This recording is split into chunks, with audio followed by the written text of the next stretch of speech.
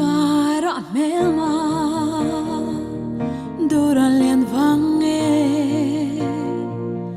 lengdang tona lungi hermai kumtluang bia thu tiam in tiam si kha timaya samang chen zai min rele don kir chang ni hia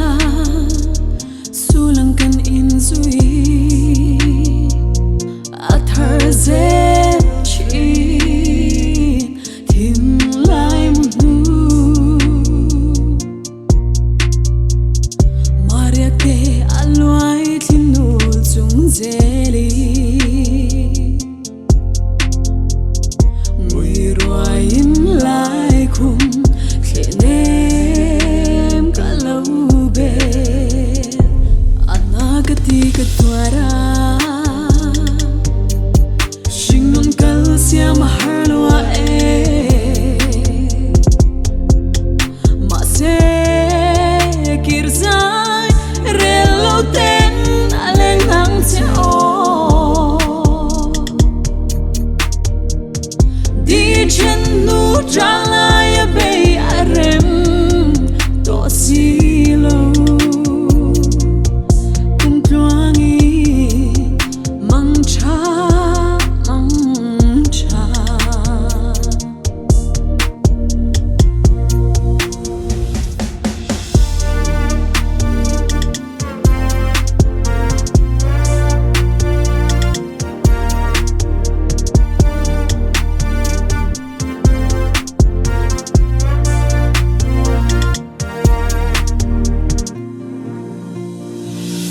anh vang hian nghe mo buanang inol nu lamang let leang min ngen le chor tla pui ma kalaya kham lo chwa di chen nu dona